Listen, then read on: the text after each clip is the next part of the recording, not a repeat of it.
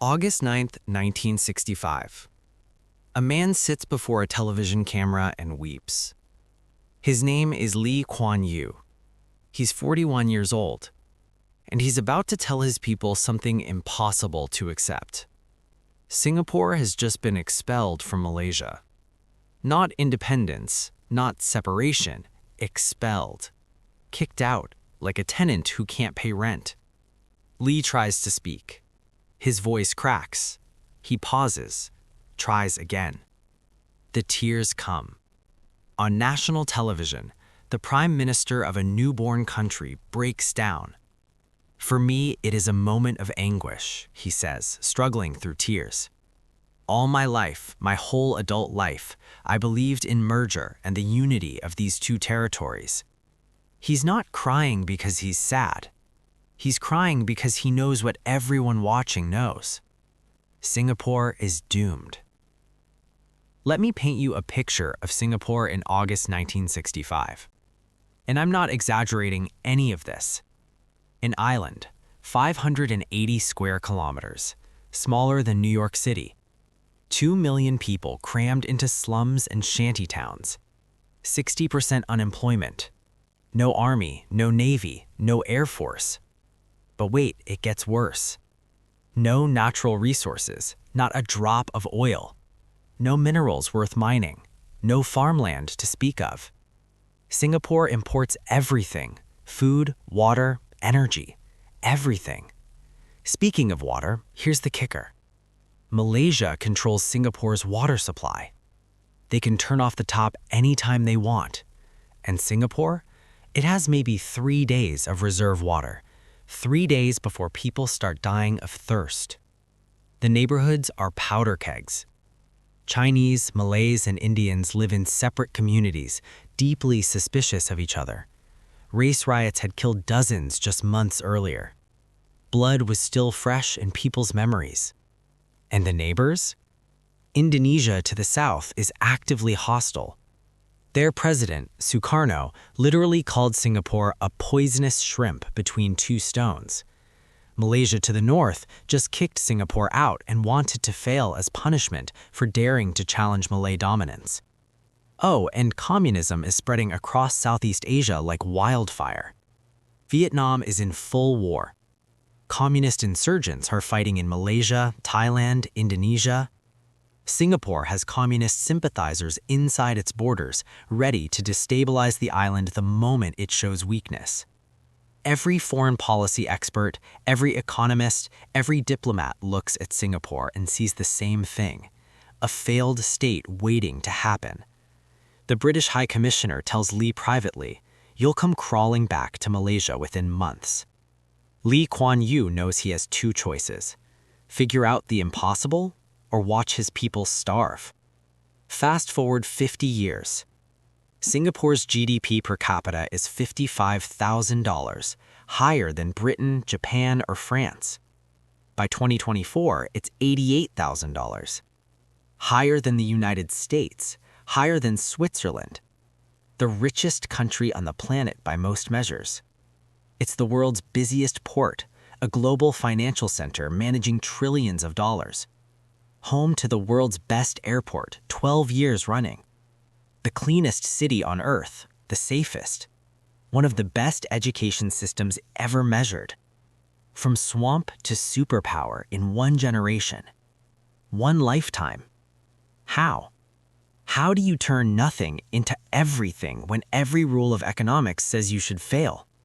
The answer is simpler than you think, and way more controversial. Singapore didn't follow the rules. It broke them, every single one.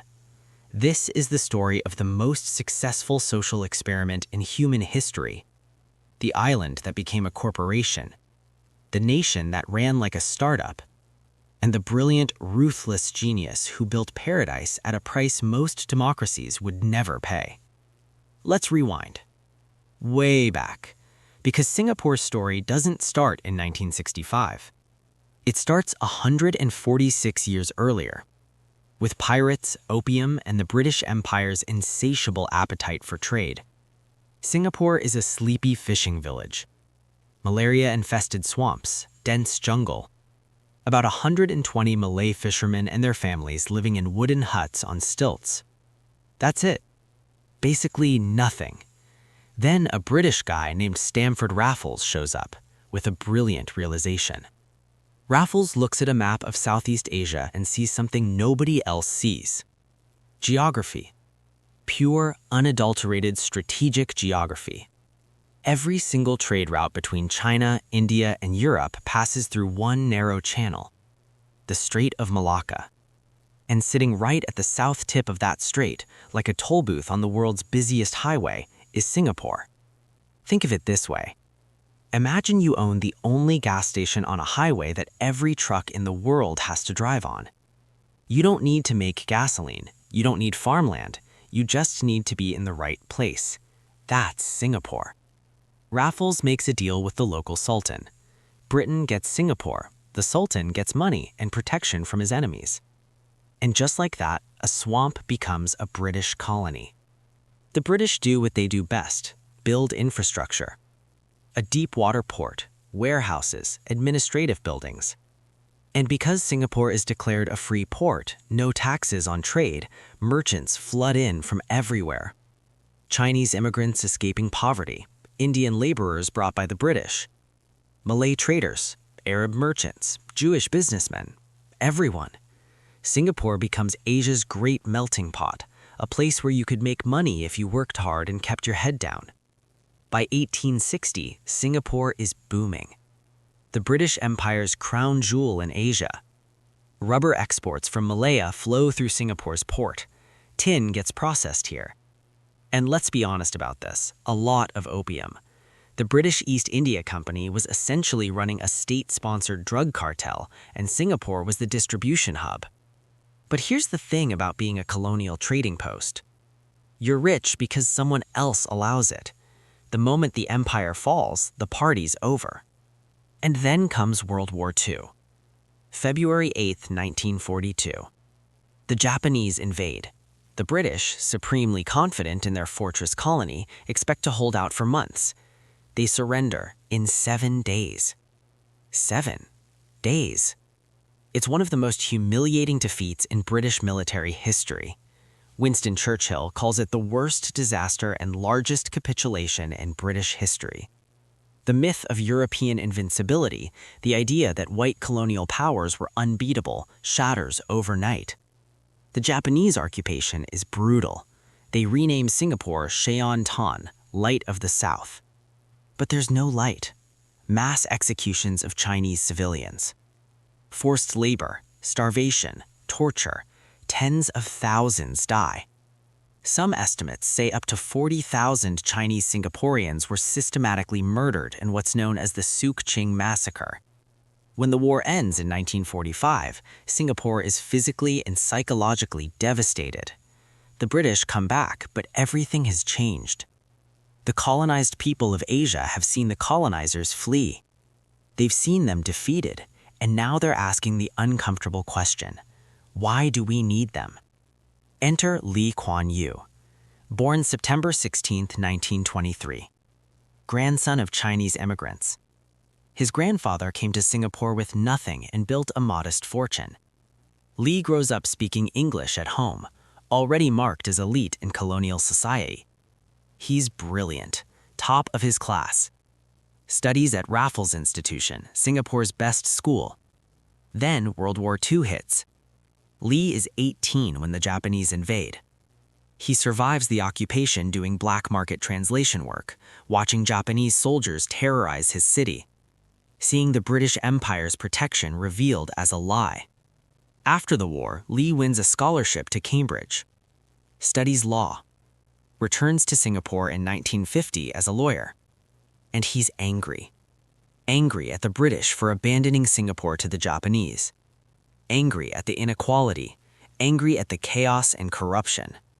In 1954, Lee co-founds a political party, the People's Action Party, the PAP.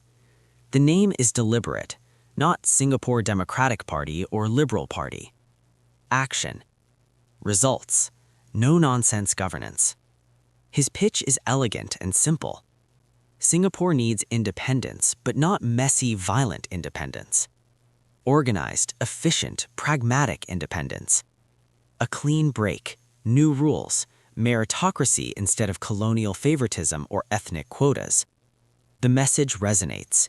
The British, exhausted from World War II and losing colonies across Asia and Africa, decide to cut their losses. Singapore gets self-government in 1959. Lee Kuan Yew becomes prime minister at 35 years old. Young, idealistic, terrifyingly intelligent.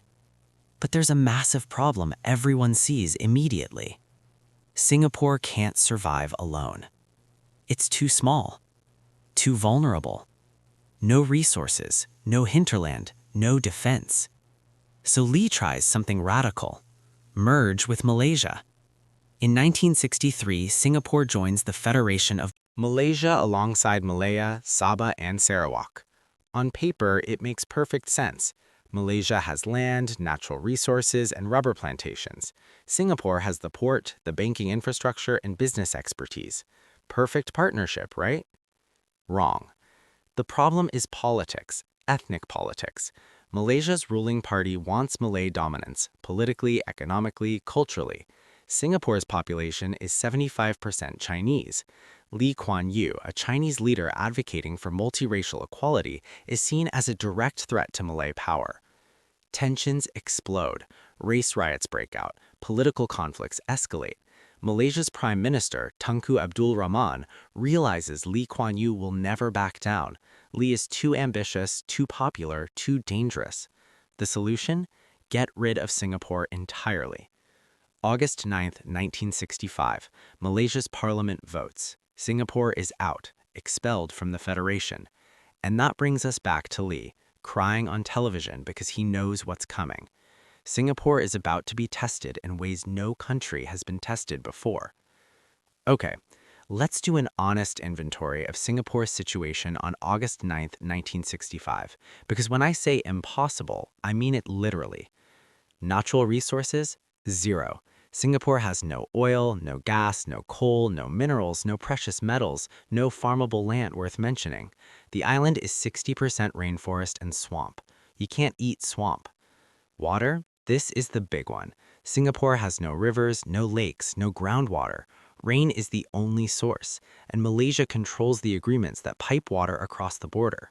Malaysia can, and did, threaten to cut off the supply whenever they felt like it. Imagine building a country when your neighbor can kill everyone by turning a valve. Food. Singapore imports 90% of its food, always has. The island can't feed itself. If supply lines get cut, people starve within weeks. Military. None. Zero. Malaysia had provided defense as part of the Federation. Now Singapore is defenseless. Indonesia has 10 times Singapore's population and a hostile government. One invasion and it's over. Economy? Unemployment is at 60%.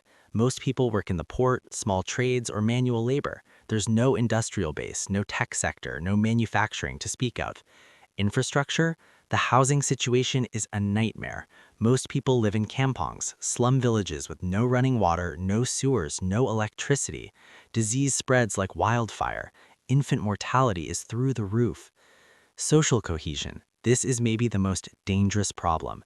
Chinese, Malays, and Indians live in separate neighborhoods. They speak different languages, follow different religions. Recent race riots had left dozens dead. The city is a tinderbox. Geopolitics? Communist insurgencies are spreading across Southeast Asia. Indonesia is playing footsie with communism. Malaysia is fighting communist guerrillas in the jungle. Singapore has communist sympathizers internally who see the chaos as an opportunity. Let me explain why this dooms most countries. Development economics has a basic rule. You need something to sell. Oil, minerals, crops, manufactured goods, something. Singapore has none of that. The standard playbook for poor countries goes like this: extract resources, sell them, use the money to build industries, eventually develop a skilled workforce. It takes decades, usually generations. Singapore doesn't have decades, it has months, maybe a year before social collapse. Foreign diplomats are literally betting on failure. The Australian government writes internal memos assuming Singapore will collapse or be absorbed by Indonesia. The British start withdrawal plans. Nobody is investing, nobody is helping. And here's the most terrifying part. Lee Kuan Yew has no blueprint. No country has ever done what Singapore needs to do. There's no historical example of a resourceless island city-state surviving, let alone thriving in the modern era. Lee holds his first cabinet meeting after expulsion. His ministers look at the situation and several suggest negotiating to rejoin Malaysia, give up, accept defeat, maybe become a protectorate of Britain or America. Lee refuses. He stands up and says something that, in retrospect, sounds insane. We're going to build the richest country in Asia. His cabinet thinks he's lost his mind. But Lee has a vision. If Singapore has no resources to sell, it will become the resource. The island itself will be the product. Singapore won't mine diamonds. It will become the diamond. Perfect, flawless, rare, valuable precisely because it's different from everything around it. Here's the plan Lee lays out. And remember, this is 1965. No computers, no internet, no global supply chains as we know them. Solve the water crisis. Can't build anything if people are dying of thirst. Singapore will build massive reservoirs, develop desalination technology, turning seawater into drinking water. And here's the radical part. Recycle sewage water. Clean it so thoroughly it's drinkable. Make independence from Malaysia's water within 1 generation. Build a military, fast. Singapore introduces mandatory conscription. Every male citizen serves 2 years minimum, no exceptions. Rich kids, poor kids, everyone. In 5 years, Singapore goes from zero military to one of the most trained, disciplined forces in Southeast Asia. Attract foreign investment. This is the genius move. Singapore can't build industries itself, no capital, no expertise, so Lee will import both. He'll make Singapore the easiest, most efficient, most predictable place in Asia to do business. How? No corruption, zero tolerance, clear regulations, English-speaking workforce, protection of intellectual property, tax incentives for foreign companies, political stability guaranteed. Industrialize. Focus on high-value manufacturing, electronics, precision engineering, oil refining. Singapore will import crude oil, refine it, and export it at higher value. Shipping and logistics. Be the hub for everyone else's trade. Education becomes a national religion. Singapore's only real resource is people, so education becomes ruthlessly efficient. Math, science, English. The smartest students get scholarships. Mediocrity is not tolerated. Meritocracy everywhere. It's a bet, a massive all-or-nothing bet that efficiency and discipline can substitute for resources and size. Lee literally gets on planes and flies to America and Europe, pitching Singapore like a startup founder at a venture capital pitch meeting. He meets with CEOs and tells them, "Invest in us. We'll build whatever infrastructure you need. We'll train workers to your specifications. We'll protect your investments. Just give us a chance." Most CEOs are skeptical. Why invest in an unstable tropical island when Hong Kong and Taiwan are right there? Lee's answer? Because we'll be better, more reliable, more efficient, and will never let you down. The first major win comes in 1968. Texas Instruments decides to build a semiconductor plant in Singapore. It's a test. If it works, others will follow. If it fails, Singapore fails. It works. By 1970, other American companies are setting up operations. Hewlett-Packard, General Electric, National Semiconductor. They come for the tax breaks and political stability. They stay because Singapore delivers on every promise. But here's where the story gets controversial. Because Lee doesn't just build an economy, he engineers a society.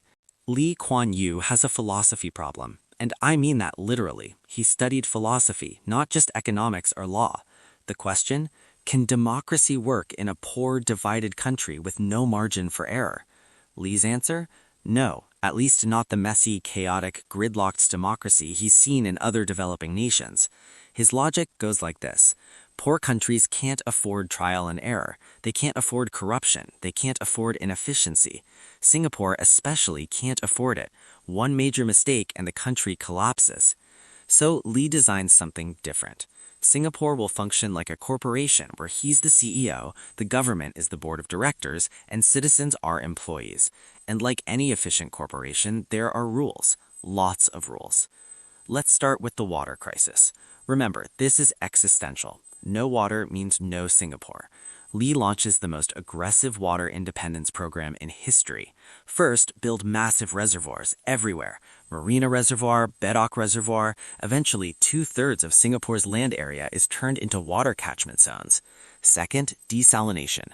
Turn seawater into drinking water using reverse osmosis. Expensive, but necessary. Third, and this is the controversial one, new water. That's the marketing name for recycled sewage water. Singapore builds plants that take wastewater, purify it through multiple sieges, and make it cleaner than most bottled water. Then they convince the population to drink it. People are skeptical, understandably. You're asking them to drink treated toilet water. But the government runs a masterclass in public relations. Factory tours, taste tests. Lee himself drinks new water on camera. The message? Science works. Get over your squeamishness. By 2003, new water supplies 30% of Singapore's water needs. By 2024, it's over 40%. Singapore is no longer dependent on Malaysia. Mission accomplished. Military buildup happens just as fast. In 1967, Singapore introduces mandatory national service. Every male at age 18 serves 2 years minimum, no exceptions. Rich kids, poor kids, everyone. In 5 years, Singapore goes from zero military to one of the most trained, disciplined forces in Southeast Asia. Lee brings in Israeli military advisors to help build the system. Why Israeli? Because Israel faced the same problem. Small country, hostile neighbors, no room for weakness. Within 5 years, Singapore has a trained military of 50,000 active personnel and 300,000 reservists. Tiny country, but now defended by an entire generation of trained soldiers. The message to Indonesia and Malaysia? Invasion. Invasion would be very, very costly. Now, industrialization. This is where Lee's pitch to foreign companies pays off. By 1975, Singapore's Jurong industrial estate is filled with factories, electronics manufacturing, precision engineering, oil refineries processing crude from the Middle East. Unemployment drops from 60% to under 10% in a decade. Real wages triple. The slums start disappearing. But the transformation isn't just economic. Lee is re-engineering society itself. In 1968, Lee launches the Stop at 2 campaign. Singapore is too small for a population boom. The government pushes birth control, sterilization incentives, and propaganda. 2 is enough. Educated women especially are discouraged from having more kids. It works too well. By the 1980s, birth rates crash. Lee reverses course and starts encouraging educated women to have more children. Critics call it eugenics light. Lee calls it pragmatism. Then comes housing. This is maybe Lee's most impressive achievement. The government creates the Housing Development Board, HDB. The goal? Get everyone out of slums and into apartments quickly. By 1985, over 80% of Singaporeans live in government-built HDB flats, not rentals, purchases. The government sells apartments cheaply, funded by mandatory savings accounts. Citizens can use retirement funds to buy homes. But here's the catch. The government engineers racial integration. Every HDB building must have a quota, roughly 75% Chinese, 13% Malay, 9% Indian, matching the national demographic. No ethnic enclaves allowed, no segregation. It's forced integration. The government literally decides who lives where based on race to prevent the kind of ethnic violence that plagued Singapore in the 1960s. Does it work? Yes. Singapore has virtually no racial segregation. Neighborhoods are genuinely mixed. Kids grow up with friends from different backgrounds. But it's achieved through authoritarian control, not choice. Education becomes Lee's obsession. Singapore adopts a British-style system with a twist, ruthless meritocracy, standardized tests at every level. The top students get scholarships to the best schools. The rest get tracked into vocational training. By the 1990s, Singapore's students are ranking #1 globally in math and science. But the pressure is intense. Students study 12-hour days. Tutoring is universal. Childhood becomes a competition. And then there's governance. This is where things get really controversial. Lee's PAP party wins every single election from 1959 to today. Not through fraud. Singapore's elections are technically free and fair, but the system is designed so the PAP almost can't lose. Opposition politicians get sued for defamation. Media is state-influenced. Gerrymandering ensures PAP victories even when vote share drops. Dissidents face legal harassment. Lee's philosophy: I'm not interested in democracy, I'm interested in results. And the results? By 1990, Singapore's GDP per capita has grown 20-fold. The slums are gone, crime is minimal, life expectancy rivals Japan's. It works. But at what cost? Let's talk about the rules, because Singapore's rise isn't just about smart economics, it's about control. Total, uncompromising, sometimes absurd control. Singapore doesn't have laws, it has a user manual, and violating the manual has consequences. Here are some of Singapore's most famous rules. No chewing gum, banned in 1992. Why? People were sticking gum on subway doors, causing delays. Lee's solution? Ban all gum nationwide. Problem solved. You can't even bring gum into the country. Customs will confiscate it. No spitting in public. Fine, $1,000. No smoking in most public places. Fine, $1,000. No jaywalking. Fine, $200 for first offense. No littering. Fine, $300 to $1,000. Repeat offenders do community service in bright vests so everyone knows they littered. No eating or drinking on public transit. Fine, $500. Vandalism? You get caned, literally whipped with a rattan cane in a government facility. In 1994, an American teenager named Michael Fay spray-painted cars and stole street signs. Singapore sentenced him to 6 strokes of the cane. The U.S. government, including President Clinton, asked for leniency. Singapore said no and caned him anyway. Drug trafficking? Death penalty. Mandatory. No discretion. Singapore executes more people per capita than almost any country on earth, most for drug offenses. The law is explicit. Import more than 15 grams of heroin and you hang. No appeals, no exceptions. Critics worldwide call these laws draconian, authoritarian, inhumane. Singapore's response? Look at the results. And here's the uncomfortable truth. It works. Singapore has one of the lowest crime rates in the world. You can walk alone at 3 a.m. anywhere in the city, women, children, anyone, and feel completely safe. Leave your phone on a cafe table. It'll be there when you get back. Drop your wallet, someone will return it. The subways are spotless, no graffiti, no trash, no smells. They run on time to the minute. The buses are clean and punctual. Everything works. But there's a cost beyond the surface. Singapore's government doesn't just enforce laws, it shapes culture. The media is technically free, but mostly state-influenced. The major newspapers and TV stations practice self-censorship. Journalists know criticizing the government too openly invites defamation lawsuits. Opposition politicians exist but are perpetually harassed. The PAP uses defamation lawsuits to bankrupt critics. Protest without a permit is illegal and permits are rarely granted. The one designated protest zone, Speaker's Corner, requires registration and bans foreigners. In 2017, blogger Amos Yee was jailed for criticizing Lee Kuan Yew after his death. He eventually fled to the U.S. as a political refugee. The government's argument: Singapore is small, it can't afford instability. Harsh laws create order. Order creates prosperity. Prosperity creates happiness. Isn't that the goal? And here's the really uncomfortable part. Most Singaporeans agree. Surveys consistently show high satisfaction with the government. People accept the trade-off. They're willing to give up some freedom for safety and prosperity. But is that a choice or conditioning?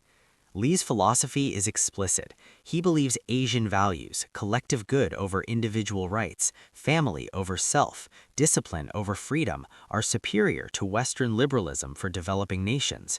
He says it openly in speeches. I believe what a country needs to develop is discipline more than democracy, Lee said in 1992. The exuberance of democracy leads to indiscipline and disorderly conduct, which are inimical to development. Singapore becomes a test case. Can authoritarian efficiency produce better outcomes than messy democracy? By the 2000s, the verdict seems clear. Singapore is rich, safe, clean, and functional. Its neighbors, democratic Indonesia, chaotic Philippines, corrupt Thailand, are not. Western economists study Singapore and struggle to reconcile the contradiction. It violates the democratic peace theory. It violates the idea that freedom and prosperity go hand in hand. Singapore is prosperous precisely because it limited freedom. But the cracks are starting to show. By the 1990s, Singapore isn't just surviving, it's thriving beyond anyone's imagination. Let's put this in perspective with actual numbers. In 1965, Singapore's GDP per capita was $500, about the same as Ghana, lower than Jamaica, lower than Mexico. By 1990, it's $12,000. By 2000, $23,000. By 2020, $46,000. Today, in 2024, it's $88,000, higher than the United States, higher than Germany, higher than Switzerland, the richest large country on Earth by GDP per capita. How does a resourceless island do this? Strategy 1. Become the hub. Singapore isn't just a port, it's the port, the world's second busiest container port by volume. If goods move between Asia, Europe, or the Americas, they probably pass through Singapore. The island handles over 600 million tons of cargo annually. Strategy 2. Financial center. Singapore creates banking secrecy laws rivaling Switzerland. Low taxes, no capital gains tax, strict rule of law. By 2024, Singapore manages over $4 trillion in assets under management. Billionaires from across Asia park their money here. Corporations route investments through Singapore. Strategy 3. Future industries. Singapore doesn't wait for trends, it creates them. Biotech hubs, AI research centers, fintech startups. The government funds R&D, builds labs, and attracts top scientists with tax breaks, grants, and world-class facilities. Strategy 4. Talent importation. Singapore doesn't have enough people, so it imports them. Skilled foreign workers get fast-tracked visas. The top talent can become permanent residents quickly. The population grows from 2 million in 1965 to 6 million today, and nearly half are foreign workers or permanent residents. Strategy 5. Sovereign wealth. This is genius. Singapore takes budget surpluses and invests them globally through two massive funds, GIC and Temasek Holdings. Together, they manage over $1.5 trillion. They own stakes in banks, tech startups, real estate, infrastructure worldwide. Singapore doesn't just earn money from trade, it earns money from global investments, like a hedge fund with an army. By 2010, Singapore has the world's best airport. Changi Airport wins World's Best Airport 12 consecutive years. It has the best airline, Singapore Airlines, the best education system, the best healthcare system in Asia, infrastructure that makes developed Western nations look shabby. And then, March 23, 2015, Lee Kuan Yew dies. He's 91 years old. The entire nation mourns. Over 1 million people, nearly 20% of the population, line up in tropical heat to pay respects at Parliament House. World leaders fly in. The tributes pour in from every continent. Love him or hate him, everyone knows the truth. Without Lee, Singapore doesn't exist. He ruled as prime minister for 31 years, from 1959 to 1990, then remained the power behind the throne as minister mentor until 2011. Essentially, he shaped Singapore for over 50 years. His legacy is complicated. He built a miracle, an impossible success story. He took a doomed island and turned it into the richest country on Earth in one generation. But he did it through authoritarian control, limited freedom, one-party rule, harsh laws, social engineering. And now, with Lee gone, a question hangs over Singapore. Can this last? So Singapore is rich, safe, clean, efficient, successful beyond anyone's wildest imagination in 1965. But let's talk honestly about what it cost. Freedom. Singapore ranks 129th out of 180 countries for press freedom, near the bottom globally. Civil liberties are limited. Criticize the government publicly and expect legal consequences. Opposition politicians face endless lawsuits. Protests require permits that are rarely granted. The government's argument is look around. Indonesia has corruption. Malaysia has racial politics. Thailand has coups. Philippines has chaos. We have order and prosperity. What would you prefer? Most Singaporeans choose prosperity. But is that a free choice or decades of conditioning? Stress and conformity. Singapore has one of the highest stress and burnout rates in Asia. Students face crushing academic pressure. The education system produces top test scores, but also anxiety, depression, and suicide. Workers face brutal corporate hours. Everything is a competition. Parents push kids into endless tutoring. Students study 12-hour days. The culture is relentless. And for what? To maintain Singapore's competitive edge, to stay ahead. But at what personal cost? Brain drain. Many of Singapore's brightest leave. Artists complain the culture is sterile and restrictive. Entrepreneurs say it's too controlled. Young people feel suffocated by rules and expectations. They move to London, New York, Silicon Valley, places where you can fail, experiment, be weird, challenge authority. Singapore produces excellence, but it struggles to produce creativity and innovation that requires breaking rules. Hidden inequality. Singapore's wealth isn't evenly distributed. The top 10% are spectacularly rich. The bottom 20% struggle in one of the world's most expensive cities. And foreign workers, maids, construction laborers, live in dormitories with brutal conditions. They're essential to Singapore's success, but treated as invisible and expendable. Sustainability. Singapore's model worked because Lee Kuan Yew was a genius, because global trade was booming, and because of unique timing. But can it continue? The PAP's grip is loosening. Younger Singaporeans want more democracy, more voice, less control. The 2020 election saw the PAP's worst result in history, 61% of the vote, down from 90+% in the past. They still won easily, but the trend is clear. What happens when the generation that remembers poverty dies off? When young Singaporeans who've only known prosperity start asking, why do we accept this? Why can't we have freedom and prosperity? And here's the biggest question. Can Singapore's model be replicated? Countries worldwide study Singapore. Dubai copied its economic zones. Rwanda studies its anti-corruption measures. China admires its blend of capitalism and control. But Singapore had unique advantages. Its geographic position at the Strait of Malacca, irreplaceable. Its small size, easier to govern than a large nation. Its timing, right as global manufacturing was exploding. And Lee Kuan Yew, a once-in-a-century leader with vision, intelligence, and ruthless discipline. Most countries don't have those advantages. You can't replicate geography, you can't replicate timing, and you certainly can't replicate Lee. So what's the verdict? Singapore proves something uncomfortable. Authoritarian efficiency can deliver economic miracles. You don't need democracy to get rich.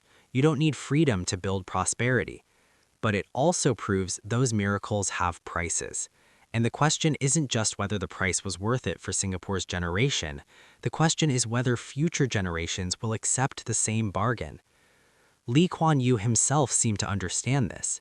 In his final years, he said, "I'm not saying that everything we did was right, but everything we did was necessary.